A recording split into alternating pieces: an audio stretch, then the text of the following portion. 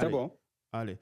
Asalaamaaleykum wa rahmatullah waa Sénégal principalement ak tamit ñëpp ñi nga xam ni ay sénégalais lañ ñu nekk ci diaspora bi ñu leen di wax dal leen ak jàmm encore une fois gëj nañu def le podcast sénégalais made in France gëj nañu def vraiment ay numéro moo tax tey avec une nouvelle formule léegi du ñu yem rek ci sport bi mais dañuy jéem a vraiment ratisser large jéem a vraiment waxtaanee actualité sénégalaise bi luy xew sur le plan politique des trucs de société et aussi culture et sport moo tax tey fondamentalement dañu am benn ganu journaliste bu ñuy woowee Elimane Kane xam naa mun nañ bàyyi sax mu présenter boppam mais après dinañu ci gën a wax mais c'est un journaliste vraiment de talent une belle plume macha allah ba nga xam ni man su may wax si moom je me rappelle de la grande équipe du quotidien avec notre grand frère Pape Samba Diarra et ñoom Ali Goloko ñoom Bamba Kassé vraiment une page sport ba nga xam ne dafa révolutionné woon la presse sénégalaise sans oublier nag le journal Week-end avec vraiment le dossier fouillé ba nga xam ni moom su ñuy wax Mediapart France moom style boobu Week-end magazine def na ko bu yàgg daal moo tax tey jii kooku la ñu am ci gan fas yéene waxtaan ak moom nag ci actualité sénégalaise dañu njëkk commencer par le match Sénégal-Brésil ak lu fa xewoon ak yëpp bon puisque journaliste moom dañuy polyvalent et puis pluridisciplinaire maintenant nag dinañ atterrir après sur l'actualité politique et la crise larvae institutionnelle ba nga xam ni ñoo ngi ko gis mu commencé di am ay saxayaay foofu ci Sénégal loolu mooy nekk xolu waxtaan bi Elimane Kane ñoo ngi lay ziar asalaamaaleykum. Massane Diop maa ngi lay ziar di rafetlu teew si sa podcast bu am maanaa bi. ndeysaan. yow it ma lay seedal loolu. sama connaissance bu yàgg nga sama xarit nga. wax dëgg yàlla. ngay journaliste bu mucc ayib. ma xam la lu yàgg yow it nga doon journaliste bu xarañ bu fekkee lu bëri ci histoire football Sénégal surtout li ko dalee fin des années 90 dugg année 2000 yi jëm tey loolu moom mën naa la ko seedal fekk nga ci lu bëri te xarañ nga ci te équipe nationale tey la neex rek mais yow bi ngay tukki di ànd ak équipe nationale muy dem affaire yooyu metti woon na nga nekkoon journal stade aussi ma fekk ci lu bëri nga contribuer si yëkkati journal bi ba mu am dayoo da nga ma mës a wax lu am solo quoi nga ne ma da ngeen mës a def ay statistiques yuy wane ni que journal stade dafa dem ba daaneel côté Saly nga xam dafa bëri ay touristes ay tubaab daaneel fa journal l'équipe bu France ak France Football. waaw effectivement avec Kane de Stade vraiment il a été révolutionnaire dans la gestion parce que demoon na ba les ventes de France Football et du journal l'équipe dafa baissé au niveau du Sénégal de la Petite Côte parce que Stade dafa amoon benn élan bu doy waar avec les classements les programmes extraordinaire waaw yow yaa ngi woon ci biir mais man am na lu ma ci fekkee. c'est ça donc loolu day wane yéen seen xarañte rek ak fi ngeen yóbbu woon journal Stade. waaw loolu rek doy na firnde quoi donc di rafetlu waay teew ci sa podcast bi. di ñaan yàlla waxtaan bi am mucc quoi. amiin man je me rappelle sax suñu benn couverture bu ñu àndoon Stade Massamba Déba bu Congo. Sénégal Congo Brazza xaw ma ndax yaa ngi koy fàttali. ñoo bokkoon 2005 ñoo bokkoon même hôtel ak Lions yi bu ñu ñëw les péripéties ci tout ça vraiment c'est de bons souvenirs Elimane Kane. très bons souvenirs. Absolument mais Elimane dañuy dugg ci waxtaan bi l'actualité brûlante c'est vraiment le match amical Sénégal-Brésil c'était une revanche suñu demee ñun ba di xalaat sax di jouer ak ay Brésil di leen gagner 4-2 ça veut dire que àdduna changé na daal football tam changé na. Ce n'est plus le Brésil des Pelé des Rivelino wala ñoom Socrates mais léegi daal lépp nivellement des valeurs moo am mais dañu gis ni match bi à Londres lañ ko joué mais il y a eu beaucoup de couacs. Man mos naa am chance fekkee match Sénégal Ghana à Londres non Brentford sax lañ ko defee woon c'est vrai que mën na am ay embouteillage mais quand même c'est des problèmes logistiques des couacs nan la ñu mënee expliquer ba léegi dégguñu fédération ci affaire bi mais qu'est-ce qui s'est passé ba ñu war mun tarder ay ay pendant minutes yu bare yooyu ak la gestion logistique de ce match avant ñu dugg sur le sportif yow noo gisee loolu. waaw mais xam nga Massène wax ji dañ koy ñome rek. Ce qui s'est passé à Londres c'est de l'amateurisme pur et dur. Amateurisme mu ngi ci. naagu mu ngi ci. waaw parce que le ministre Ablaye Sow l'actuel secrétaire général de la Fédération sénégalaise de football wax na ci sur la RTS. il a fait son mea culpa. il a nee na ci wàllum fédération il y a eu beaucoup. ñoom dañu fauté ci lu bëri. loolu il l'a reconnu. mais qu'est-ce qui s'est passé? et on l'a. oui mais foofu laay ñëw ni. c'est-à-dire que. man nekkuma fa woon mais après.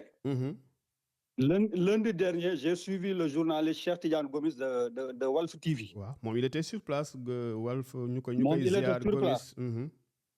voilà ñu ngi koy ziar. grand Gomis.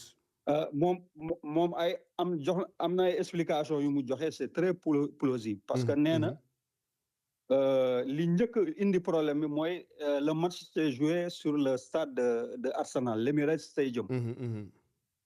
mu ne les Lions étaient logés à Chelsea. qui est un autre quartier. de Londres. absolument.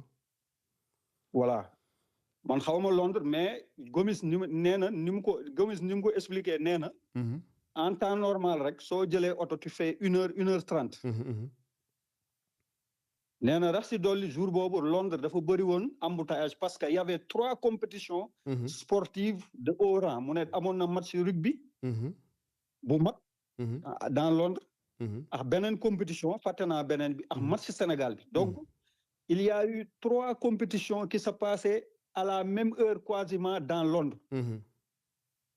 te Londres ñëpp xam nañ ni île la géejo ko wër. tali yi dafa sew yoon yi bëriwul. waaw loolu benn la. léegi la question véritablement mooy. au-delà de l'organisateur. l'intendance de l'équipe nationale du Sénégal fan lañ nekkoon. voilà. parce que le Sénégal Massène yow mii. yow laa koy wax le Sénégal. c'est combien d'années d'expérience de compétition. wax dëgg yàlla. de repérage. voilà. c'est combien d'années. de prospection ak yëpp. de prospection tey ñu ñëw ba 2025. muy am Kouaki. parce que man je me rappelle 2005 match Sénégal-Ghana bi je me rappelle ñoo ngi logé woon les Lions Heathrow def naa London Heathrow hôtel la ñu logé woon man je me rappelle pour dem à Brentford dama teel dem te genre taxi am na les taxis classiques la vintage yu pakistanais yi di dawal moom laa jël sax mais daw naa lu sori donc pour wane ni foofu logistique bi dafa war a taxaw. mais pour une équipe fédérale ba nga xam ne ay ñoom Ablaye Sow ñoo ñu fa ne yëpp yàgg nañ fa daal mais c'est une faillite logistique terrible ba nga xam ni équipe africaine du moment buy affronter Brésil mais quand même sur le plan marketing c'est du néant quoi. c'est du néant en tout cas il y a eu beaucoup de problèmes et il faut situer les responsabilités. parce que les questions qu'on devrait se poser mooy. pourquoi. jëluñu hôtel bu jege l'Emirates Stadium dans le quartier d'Arsenal à côté de Tottenham. loolu fédéraux yi war nañ ñu ko leeral. est-ce qu'il y a eu prospection repérage. avant la date parce que bi ñu annoncé match Brésil bi. war na def 1 mois ou 2 mois. ci ginnaaw dañ ko teel a annoncé. au sortir du match contre la Mauritanie mooy bi ñu qualifié coupe du monde bi. absolument Stade Abdoulaye Wade fii à Dakar. absolument. donc il y a eu assez de temps et man li ma gëm mooy équipe nationale tey on est en 2025 dafa am loo xam ni waratuñu dal. am na beneen affaire aussi bi may dégg ça me fait rire. on dit que Brésil équipe nationale Sénégal ak bu Brésil dañuy waxante woon lu leer ak organisateur bi.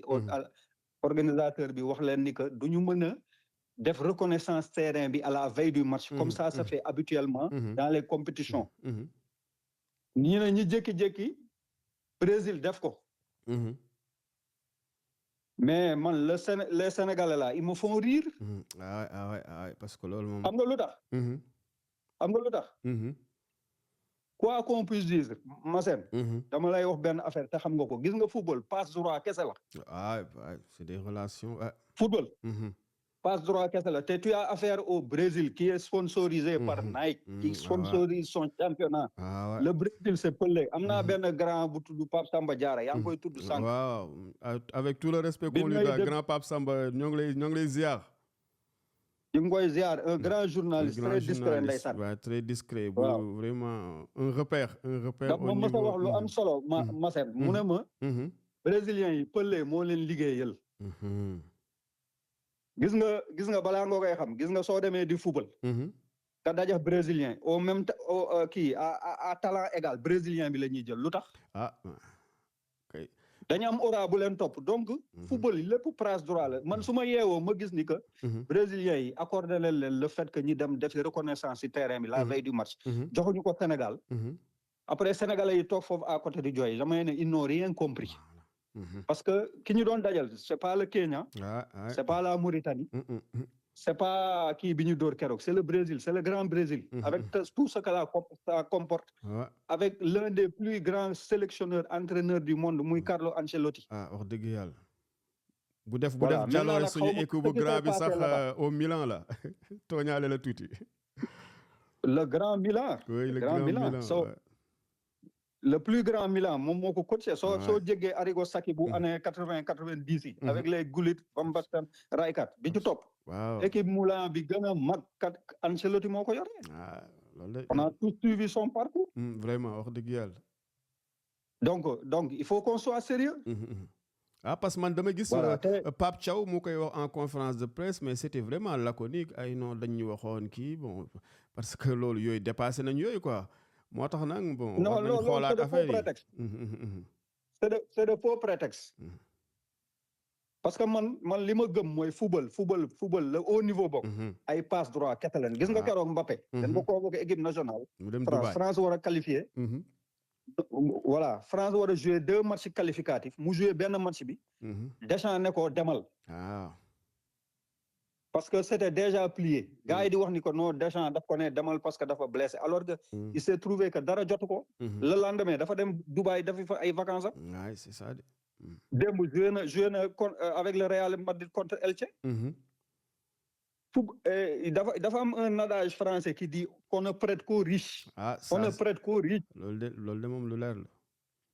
voilà te man football bi ma fàttalikoo ba léegi. ay passe droit kese la au niveau mën naa la fi limal. lu dul jeex ay passe droit kese la Sénégal c'est que ñun ñoo war a xam suñu bopp. ñun ñoo war a xam suñu bopp xam ni que. on est en 2025 l'équipe nationale judduwul 2025. c'est toute une histoire dafa am fu ñu jaar une série d'échecs. moo tax ñi gagné la Coupe d'Afrique en 2021 xaw ma 2022. ba egg fii. mais loolu nag suñu amee équipe bu bees. l'équipe de Abdoulaye Fall ñi def fi élection ñi laaj ko.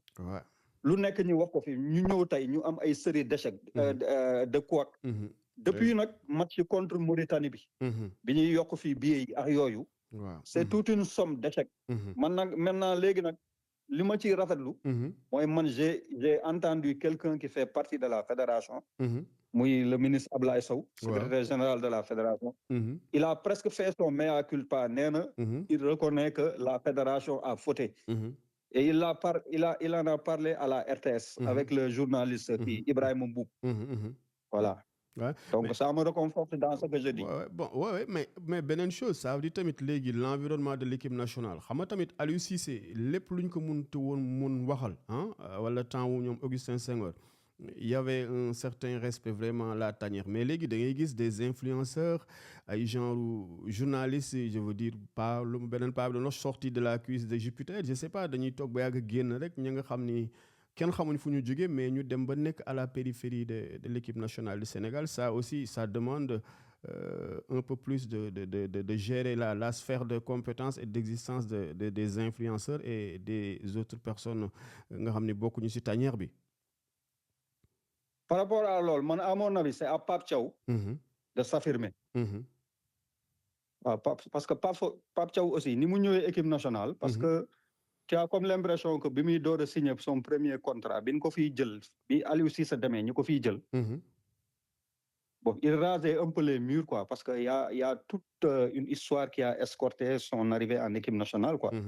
Benn moment Aliou Cissé jël na ko adjoint Aliou Cissé dem ñi jël ko.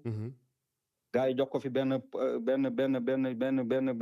genre contrat après ñu kii ko ñu on l'a réaffirmé ak ni mu ñëwee mais man je pense que tey il doit avoir les coudées assez franches pour prendre ses responsabilités dem toog ak fédéraux yi wala le COMEX wax leen dëgg wax leen ni man nii ak lii laa bëgg parce que Aliou Cissé moi j'étais pas tout le temps d'accord ak moom mais yow li nga wax sànq am na ful la wax dëgg yàlla mun nañ ko vraiment mun nañ ko wax ni boo nit ku am personnalité la wax dëgg yàlla nag voilà dem nañ ba di ko ba di ko fi woowee kii nun ko am na benn Yaya Jammeh ak yeneen moom sax il le reconnaissait en public mais amoon na fulla bi aussi parce que li xew ci équipe nationale africaine yi du Sénégal kese li xew ci équipe nationale africaine yi Afrique rek la am Afrique rek ngay gis vestiaire joueurs yi ay ñu fa bokkul di fa dugg mais da ngay gis ay équipe de France mais da ngay gis c'est inaccessible c'est inaccessible mais xalaatoo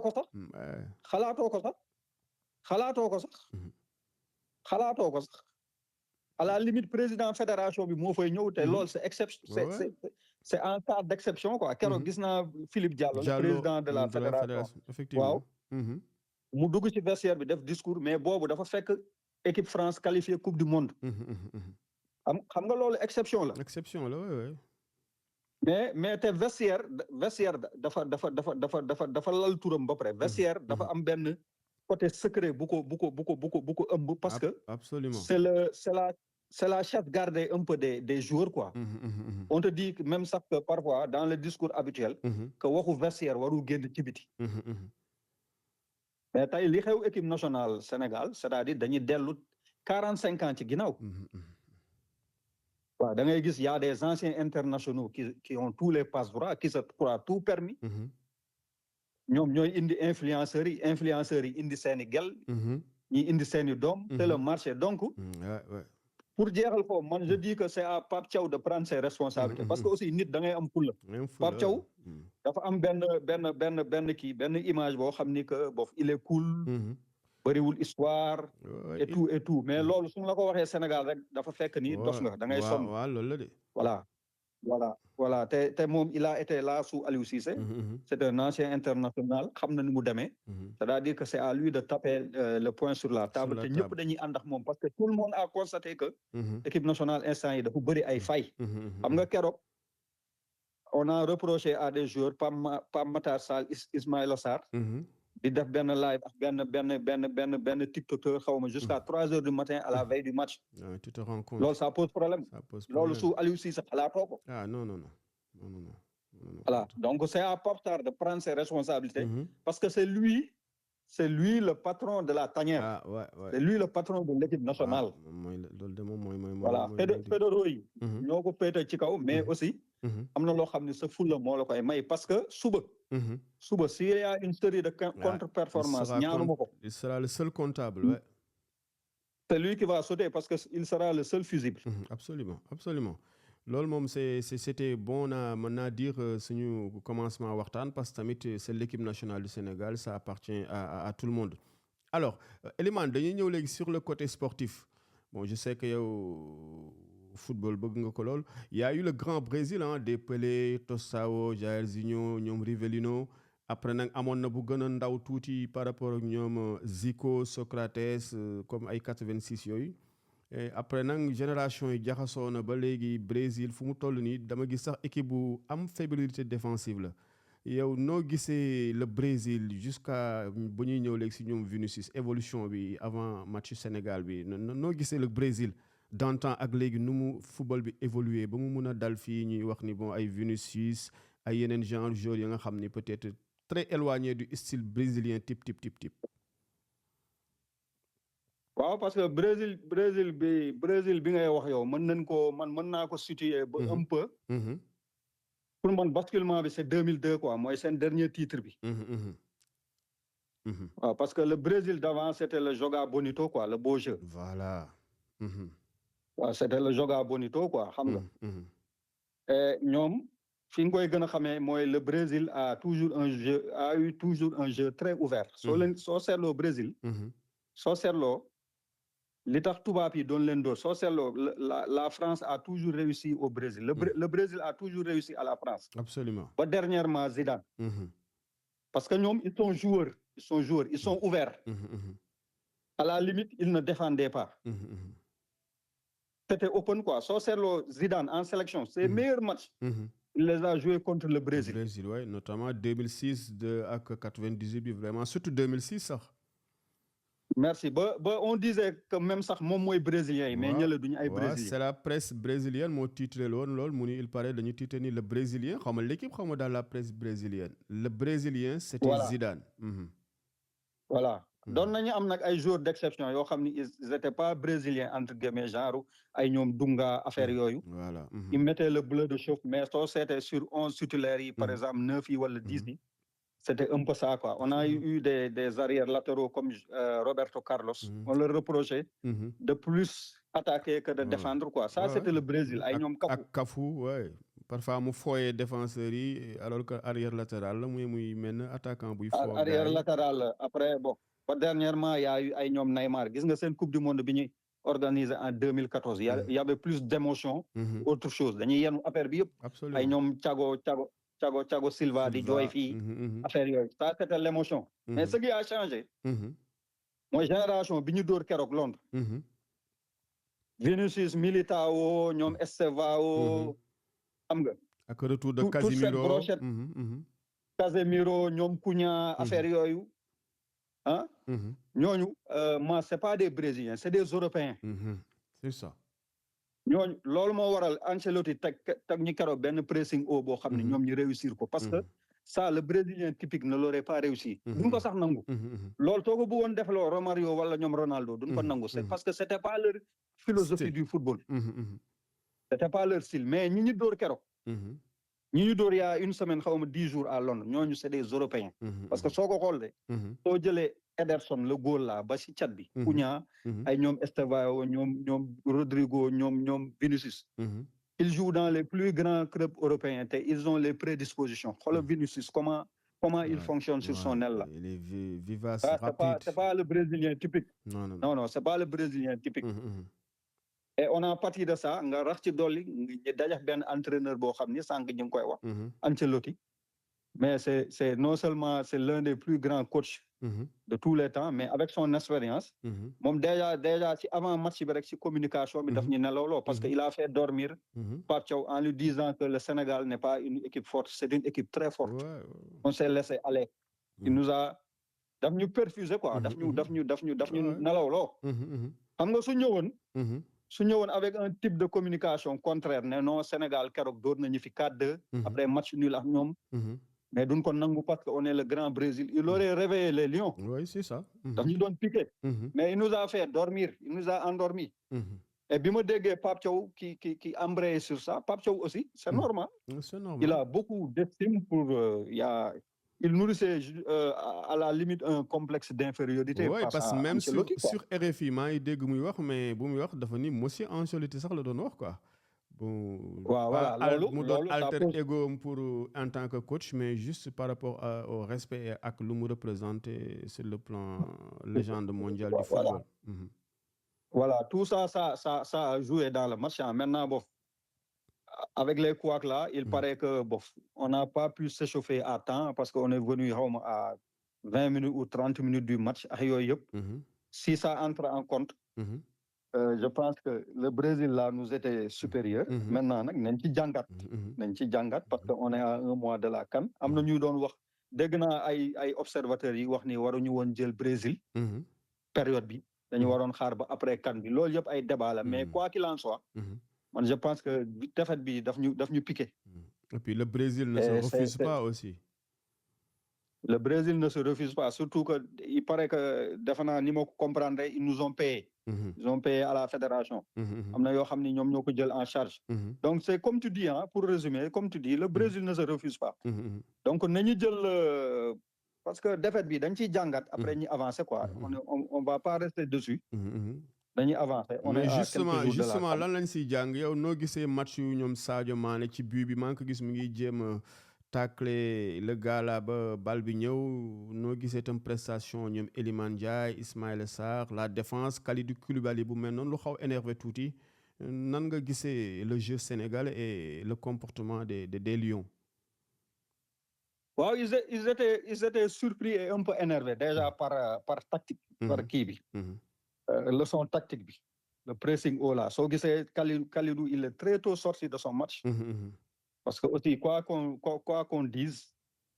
li ni mel yàgg na daje loolu parce que tey bof il joue en Arabie Saoudite avec tout le respect pour le championnat saoudien. c'est pas du ay affaire yoo xam ni daf ko tàmm di ci confronté wu. genre confrontation yooyu doo ko gis ci championnat yooyu. même en équipe nationale. li ñu daj keroog contre Brésil gëj nañ ko daj. absolument. donc au-delà de ça soo jëlee comme ni nga koy waxee sur le plan individuel. c'est-à-dire que soo jëlee la paire axiale Niakhaté. Kalidou Koulibaly. foofu ay lacunes yu bëri dafa feeñ aussi bien dans la relance. que la réaction. est-ce que Pape Thiaw aussi waru si jàngat xool ñoom ñaar. c'est-à-dire que Koulibaly c'est Koulibaly mais Niakhaté à côté. Bon, il lui manque beaucoup de choses au sortir de ce match-là. am na yu bëri yu ci feeñ. c'est bien dans la relance l'impact. lu ko commencé Edouard Mendy. dans la réaction la relance. un pressing haut. latéral yaa ngi taxaw comment ils réagissent est-ce que c'est pas le moment aussi. de réfléchir à ça. Kalidou nga utal ko kenn à côté. On a de la matière en équipe nationale. Il y a Abdoulaye Seck, il y a Moustapha Mbow, il y a le jeune Mamadou Sarr, je sais pas. C'est à Pape Sarr de voir. En tout cas, ils le sont là. Notre réaction par rapport à ça. Sur le milieu de terrain aussi, ça s'est vu. C'est-à-dire que taille, on n'a pas quelqu'un qui pose vraiment le pied sur le ballon pour casser le rythme de l'équipe adverse en cas de pressing haut. Pour avoir assez de technicité. On a les profils, mais ils ne prennent pas pour le moment les responsabilités. Oui, peut-être que Nicolas Jackson, ben sans monter bal bi di dribbler di def yenn affaire ballon pied mais globalement globalement match bi dafa dépasser les Sénégalais. Non, da leen dépasser tay mom man Nicolas Jackson. Man je le considère pas comme un avant-centre quoi. Man je pense que Nicolas Jackson su nangu woon mentalement jouer excentré. Il ferait une autre carrière. Parce que il y a Moustapha Sadio le journaliste sénégalais notre ami Komola bu mos wax ni moom Nicolas bu muy commencé jouer à Ziguinchor il parlait Neymar lañ ko doon woowee day jël bal bi tout au long de la ligne de touche mais il faisait des choses extraordinaires hein. Man seetaan naa ay matcham fii Casa Sport. Casa Sport, ok. C'est ce qu'il faisait. C'était wax na dëgg Sadio wax na dëgg. C'était comme Neymar. Il partait de derrière. Il partait de derrière et il s'excentrait. Da doon déborder, il permutait. Maintenant nag xaw ma lu tax mu bàyyi ko parce que man j'ai vu que il s'obstine à vouloir jouer avant-centre. Mais est-ce qu'il a le physique? Est-ce qu'il a le physique? Et puis même il a un faible jeu de tête. Jeu de tête am baaxul, j'ai remarqué ça aussi. Il a un très faible jeu de tête. C'est un joueur qui décroche beaucoup. Mom soo gisee. Mom il peut pas rester statique. C'est pas quelqu'un qui va rester dans la surface qui attend des combinaisons. Dafa am mobilité moom. Dafa am mobilité et il a les qualités. Il a ces qualités là. Il peut décrocher, partir de derrière, dribbler, permuter. Dédoubler tout ça c'est dans ses appel de balle aussi maa ngi gis bi avec Bayern contre Fribourg dafa gis nga day taxaw rek mu def appel bi mais puis c'est plié. Il a la vitesse. C'est un joueur d'espace aussi. Maintenant j'ai pas compris mu jóge Villarreal dem Chelsea. Chelsea dañ ko jëndoon comme un avant-centre mais après li tax ñi jaay ko li tax ñi abale ko ils se sont rendu compte qu'il faisait pas l'affaire. Donc c'est un joueur qui décroche beaucoup. Moi je pense que c'est mon avis mais su nangoon mentalement su ko intégré woon dellu à sa place naturelle mooy jouer excentré wala un peu en 9,5 derrière l'attaquant il ferait une toute autre carrière. Loolu tam voilà man loolu laa gëm quoi maintenant non vas-y. ma ni absolument mais loolu xam nga il faut mu am benn coach wala parce que mooy li nga wax ah par rapport à ses qualités moom am na mobilité vélocité mais da ngay gis ni jeu de tête bi baaxul ba pare il rate beaucoup d'occasions donc loolu pour nga nekk renard de surface axiale à la Didier Drogba c'est compliqué mais mooy li nga wax contre Brésil moom gis nañ ses prises de balle au niveau de la ligne de touche ak match yi nga seetaan Casa Sport donc beneen carrière la waroon def ak beneen ak ses qualités techniques yi mu am nii. waaw maintenant nag mais est-ce qu'il va s'y plier est-ce que mentalement dina ko accepter. mooy li daloon Henri Camara tuuti quoi xam nga Pape Samba Diarra on va le citer encore. oui grand bi. mais ndeysaan ku xam football la. mu ne ma Henri Camara dafa dem ba benn jamono. mu imposer boppam nekk avant-centre mais nee na Henri Camara su nangu woon jouer ci excentré comme li mu débuté woon Jaraaf. débuté ko France. il aurait fait une toute autre et grande carrière. mais nee na Henri Camara dafa dem ba benn moment. comme que il était devenu cadre de l'équipe nationale mu ne léegi man du ma dawati quoi léegi avant-centre la ci digg bi laay nekk. yëkkati samay tubay du ma kii. alors que voilà c'est des choix de carrière quoi. ouais c'est des choix de carrière absolument loolu anecdote bu am solo la mais tey jii Brésil bi jeex na jàngat yooyu lañ ci def mais gis nañ ni le gosse Ibrahima Mbaye moom la ñuy njëkkee wala sax doomu Pape Sarr bi léegi yaa ngi def lapsus wax Pape Thiaw wax Pape Sarr noo gisee à la suite y a le match contre le Kenya noo gisee d'abord ñu njëkkee boy Ibrahima Mbaye qui a marqué qui a fait des passes décisives bon et puis c'est un Parisien xam naa yow ni nga bëggee le Paris Saint-Germain c'est un gosse de trappe soo ko déggee foofu la ay Nicolas Anelka commencé woon jouer et puis comme la précocité aussi de Nicolas Anelka avec le PSG nan nga gisee Ibrahima Mbaye déjà mu am le courage jël ni Sénégal lay jouer ba pare ses qualités nan nga gisee booy Ibrahima Mbaye. waaw Ibrahima Mbaye xam nga moom. c'est le prototype de la formation à la française quoi c'est le prototype type. c'est l'archétype de la formation française qui plus est du Paris Saint-Germain quoi soo seetloo depuis plusieurs années. Paris dañuy génne profil joueurs yi. c'est-à-dire ils sont percutants. ils sont précoces. ils sont physiques et ils peuvent courir longtemps et vite. loolu moom c'est la formation à la française soo seetloo sax jamono yële passé. il y a quelques années. Laurent Blanc bi mu nekkee sélectionneur équipe de France. mosoon na dem fii Clairefontaine il a réuni. la direction technique nationale. pour leur dire que les joueurs que nous formons sont trop stéréotypés. ba mu indi woon fi benn scandale. avec les blacks là. voilà ak black yi. gars yi sax jëloon fi ay relents racistes quoi comme quoi il est raciste. alors que moom c'était un débat de fond au niveau de la DTN c'est tout hein. Voilà, c'était un débat de fond, c'était un débat technique. Alors que moom, à l'époque, il disait qu'il voulait un peu prendre exemple sur les petits Espagnols, quoi. Sur les petits Espagnols. Nee na affaire bi léegi jarul ngay gudd di rëy. di kii quoi il nous faut des footballeurs variés, des footballeurs techniques quoi. Parce que moom Iniesta, Xavi, bari na de. Voilà. Parce que il disait que la formation française, surtout booy yi génne Clairefontaine ak yenn club yi on sort toujours les mêmes joueurs. Maintenant pour revenir à Ibrahima Mbaye man je pense que comparaison pour comparaison au même âge. Nicolas Anelka était beaucoup plus fort. Absolument. Au même âge Ousmane Dembélé était beaucoup plus fort. Maintenant Ibrahima Mbaye c'est une promesse. Il a des qualités hein. Absolument. Voilà Luis Enrique incorporé wu ko ci équipe bu Paris bi depuis daaw. pour ses beaux yeux am na lu mu gis ci moom. Bien sûr. Il a des qualités de percussion. Il a des qualités de percussion il va vite et tout mooy li ñu doon wax sànq. Maintenant il est jeune il n'a que 17 ans. man je pense que Sénégal période bi ñu ko jël baax na. parce que boof xam nga moom dañ ko tëbaloon un peu ay classes. Il a joué en U20 France. Ouais, bien sûr. Voilà léegi nag foofu beneen palier la parce que normalement soo jógee U20 équipe nationale espoir nga war a dem. balaa ngay dem loolu boobu c'est d'autres paliers. peut-être que moom toog na benn moment ak son entourage. il a jugé que ni mu ñëw équipe nationale def une carrière internationale mooy gën a gaaw ci moom. Parce que avoir 17 ans ñu woo la équipe nationale nga nar a jouer ji Coupe d'Afrique dans 1 mois. Dans 6 mois nga dem Coupe du Monde. C'est un rêve personne éveillé. Ne refuse pas. C'est un rêve éveillé de moom vraiment. C'est un rêve éveillé te gis naa ni que statut am sax changé na parce que keroog dégg naa Luis Enrique di ko tagg. ci match bi mu joué contre Kenya donc c'est positif quoi.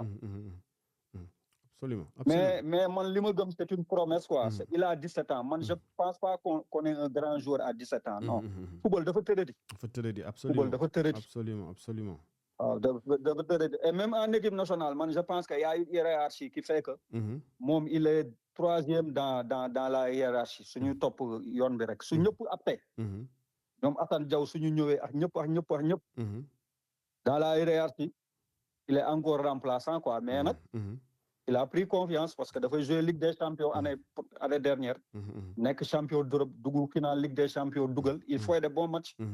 Luis Enrique lui fait de plus en plus confiance. Donc loolu yëpp da koy capitaliser ak loolu la indi équipe nationale parce que soo gisee. Premier match am bi quand il est entré contre le Brésil c'était moins évident il a eu des difficultés. C'est ça. C'était pas évident hein. C'était pas évident.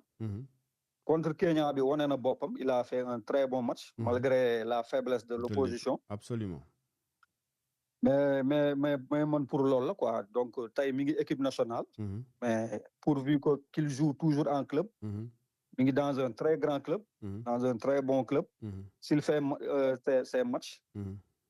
Pape Thiaw dina continuer di ko woo.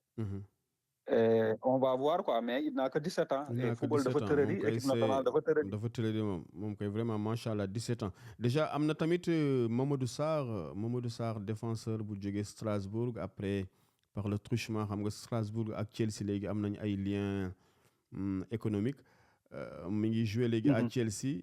Bon papa moo doon Pape Birahim Sarr bu ñu xamoon vraiment ancien défenseur ténier de Lens. moom Stade Bollaert xam na ko bu baax.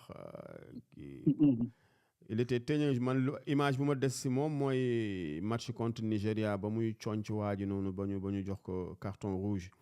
donc des années après doom bi ñëw jël tamit jël la tunique vert jaune rouge.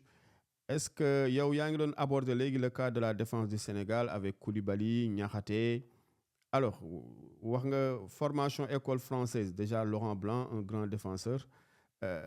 Nan nga gisee Mamadou Sarr bon sa prestation contre le Kenya ak ses qualités ak moom est-ce que nekk titulaire am warul gën a gaaw ko bosu Ibrahima Mbaye par rapport à ses qualités et le contexte défensif ñoom Kalidou Koulibaly quoi qu'on dise mi ngi commencé aussi nekk ku lourd tuuti nan nga gisee la promesse aussi Mamadou Sarr.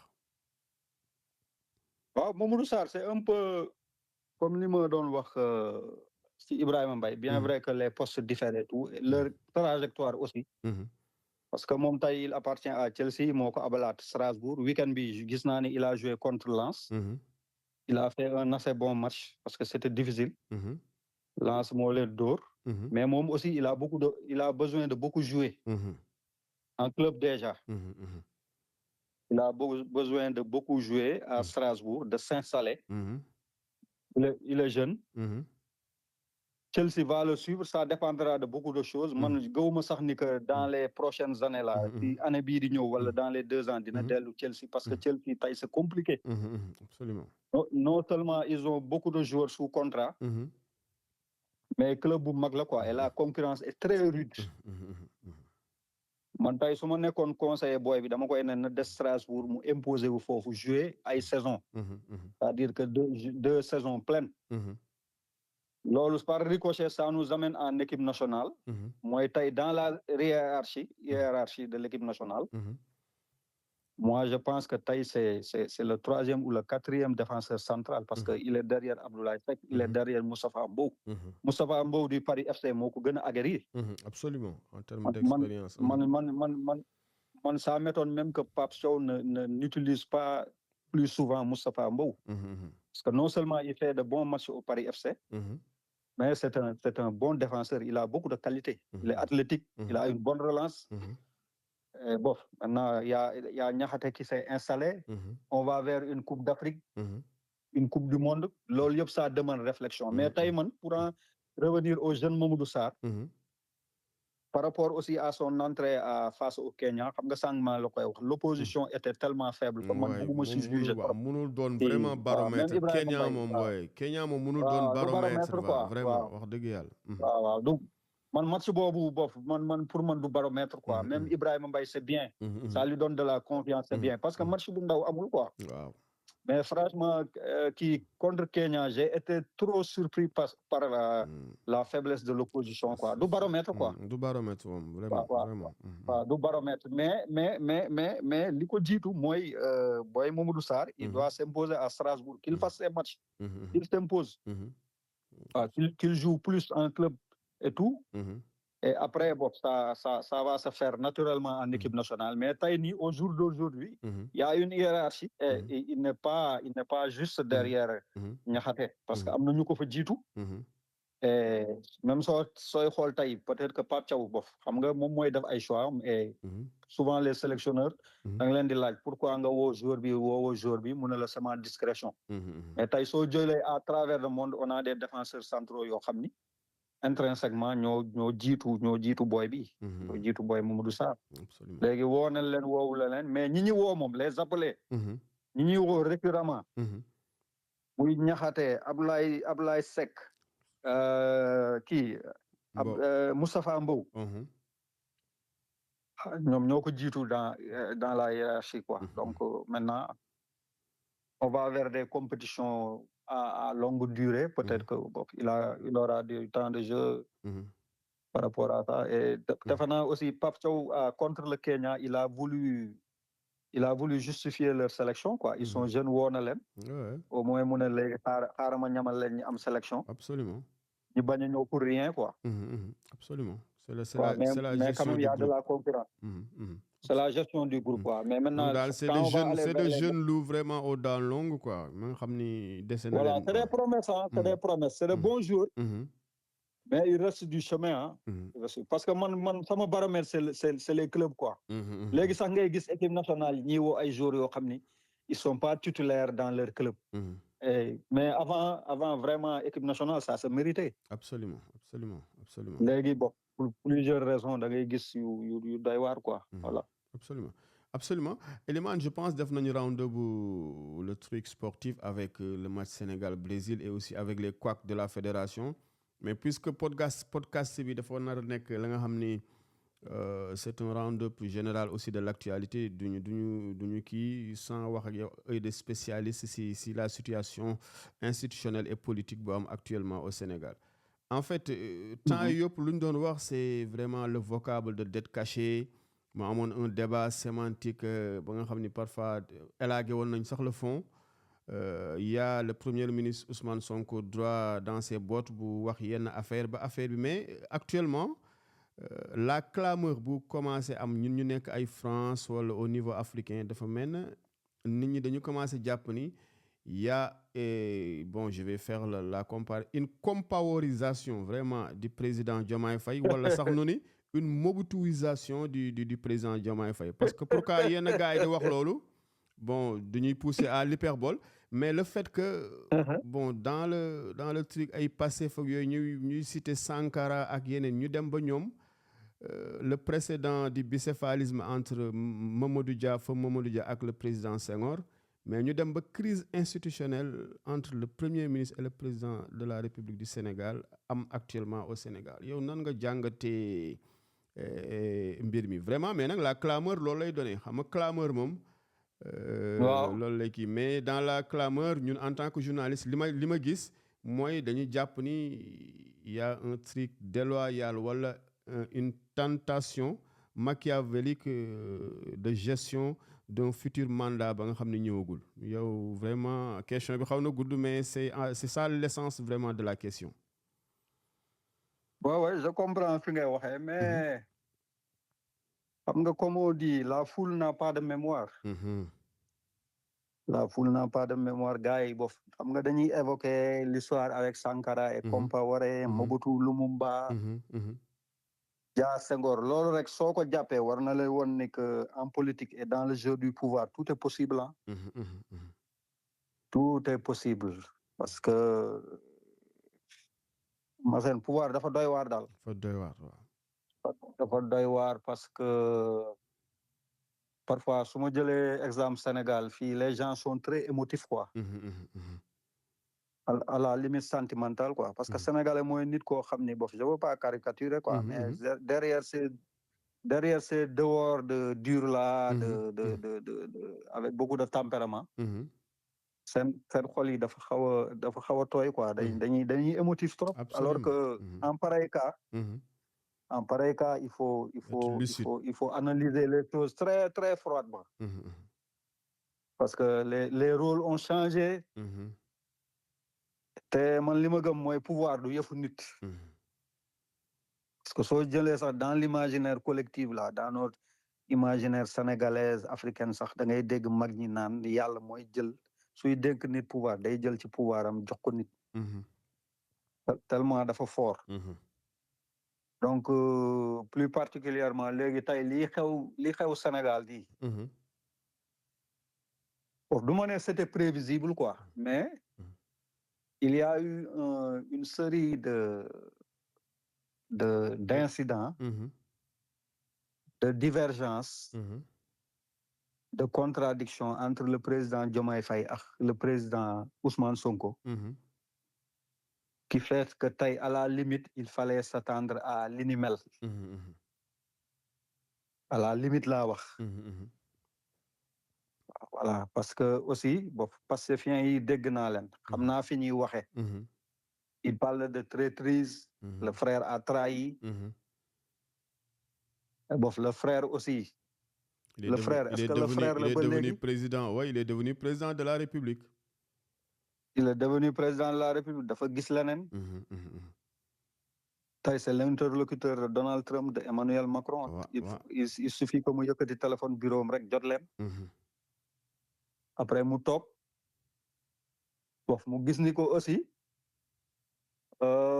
peut-être que njortam ak njortu premier ministre bi li ñu njortoon amagul ci dëkk bi je pense que le fait les problèmes économiques tamit tax na maanaam le fait que problème économique yi bari na xoj na leen loolu tamit je pense d'éteindre na si la marche institutionnelle du pouvoir voilà c'est un tout quoi donc tout ne s'est pas passé comme prévu en fait parce que dans le meilleur des cas les gens auraient souhaité que ñoom ñaar ñi cheminer ba 2029 entre frères de parti entre amis même parce que ñoom ñaar tey c'est des frères tuddante nañu doom am na benn estime bu nekk seen diggante mais c'est pas aussi facile que ça maintenant il faut convoquer aussi l'histoire politique essayer d'avoir aussi une approche une culture politique pour xam ni que c'est très très très difficile d'avoir comme ça on a parlé de dualité on a parlé de bicéphalisme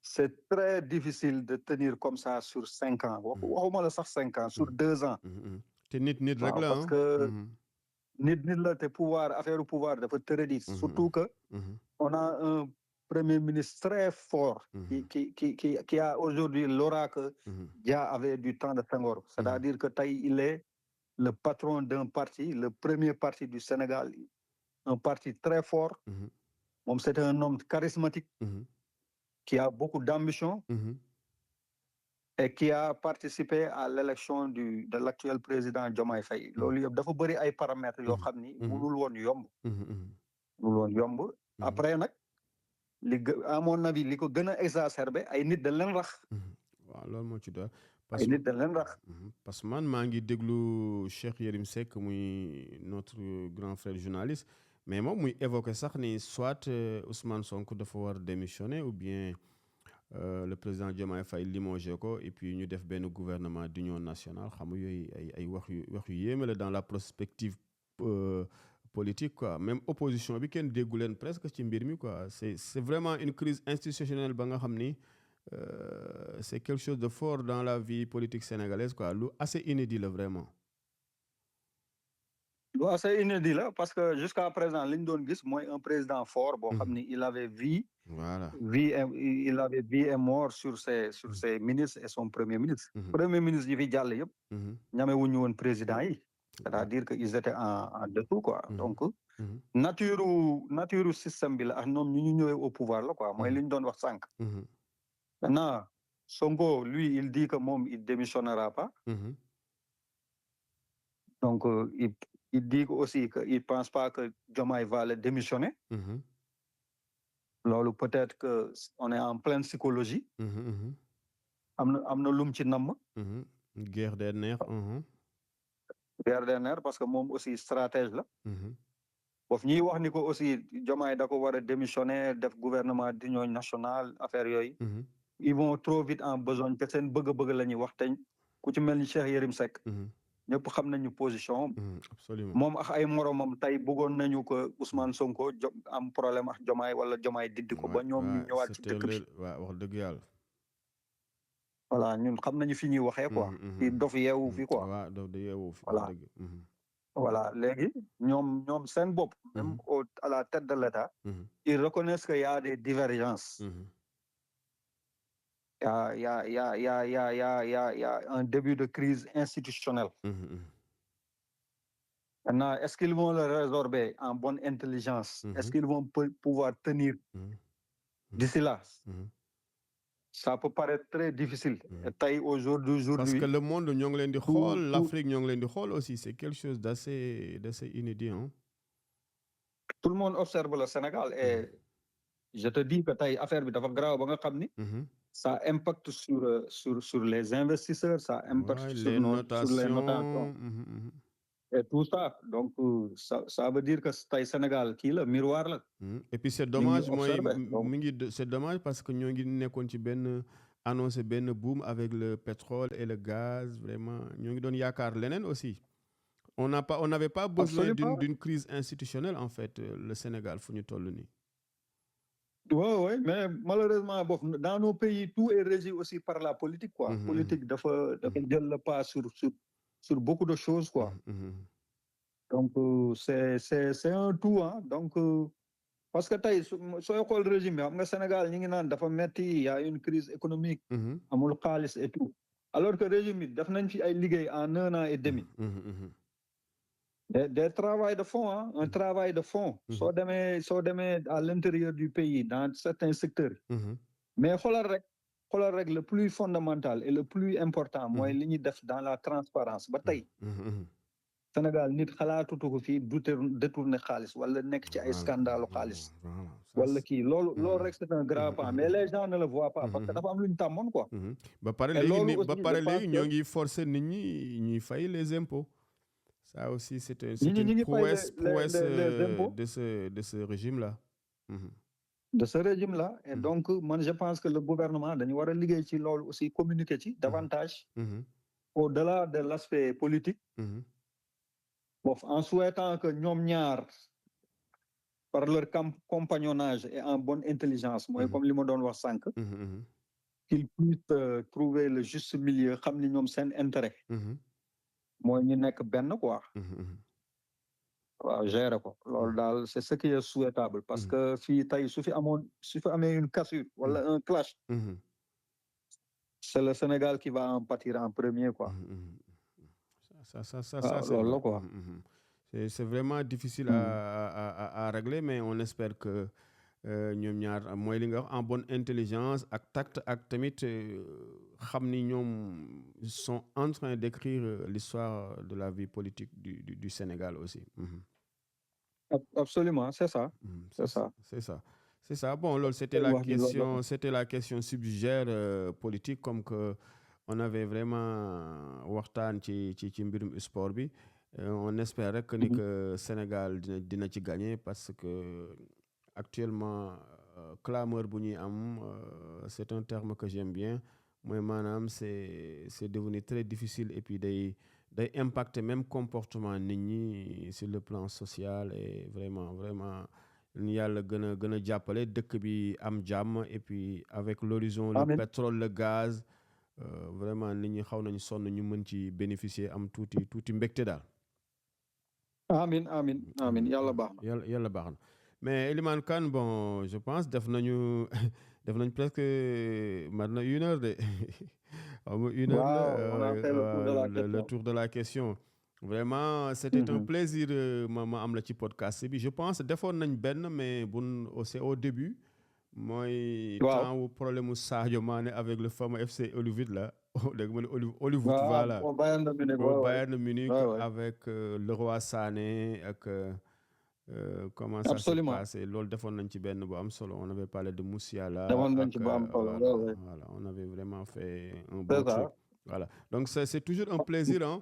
Vraiment man le sama plaisir est partagé voilà Massène Diop c'était vraiment c'est un ami c'est ba nga xam ne partagé nañ lu bari donc ça fait dëgg la vraiment dëgg la vraiment vraiment plaisir et puis bon ñun ñu nekk fii ci diaspora bi aussi c'est bien ñuy am ay spécialistes ñuy waxtaan sur des questions de fond comme ça parce que wax ji bare na dëgg la bluff bi bare na mais parfois il faut interroger entre guillemets les sachants vraiment di def nag un big dédicace à notre grand Pape Samba Diarra vraiment c'est un waaw grand big journaliste dédicace discret discret qui vraiment xam na lu bare daal man surtout sur le plan footballistique ak vraiment de la plume nu ñuy bindee dans il a une immense culture man à chaque fois que j'ai l'occasion je lui rends hommage parce que c'est mon mentor man moo ma jàngal métier bi man en 2004 bi may dugg observer fële le quotidien ci defkam laa dem jubal Desk Sport directement mu jàngal ma métier bi de A à Z jàngal ma lu bëri yi waxtaan ci lu bëri mu nekk supporter Milan AC xam football am culture fekkee lu bëri et puis man lu ma neex si moom mooy maanaam du sax complexe supériorité mais dafa gëm boppam ba parfois day def ay postes nga gis day corriger sax certains ña nga xam ne jàpp nañ au niveau mondial wala yooyu c'est des références mais parfois mu apporter leen des correctifs ponctuels yi nga xam ni sur le plan football style de jeu mais da nga yow sax da ngay am tuuti fierté quoi. man moo ma njëkk a décomplexé si loolu moom moo ma mës a wax ni ko booy tubaab yi nii ngay gis tubaab yi ngay gis ni ëpp xam gënuñu xam football gënuñu jàng ëpp ñu dara xoolal ay moyens rek la ñuy ëpp absolument man il m'a toujours tenu ce langage là et comme tu dis il est très critique très critique ouais. Donc voilà mais il est discret nag mooy ñu bëri xamuñu ko parce que c'est pas nature moom c'est quelqu'un de très discret waaw mais un très grand journaliste un image journal ñi ngi koy nuyu di ko rendre hommage quoi loolu moom di ko jaajëfal waaw loolu moom c'est le mot de la fin buñ ci yokk dara voilà écoute Elimane vraiment ça a été un plaisir xam naa nag beneen yoon on va lu ñuy wax de delloo kii sa mboy ba vraiment xam naa du ñàkk yeneen sujet aussi ñu gënaat ci waxtaan vraiment nuyul ma toute la famille et tout le Sénégal ñun fii ñoo ngi en France de Montpellier ñoo ngi leen di ziar tout le monde nuyul ma waa Montpellier yëpp ak diaspora bi ak la famille également inchallah ayca ñu def noonu ayca salaam bro merci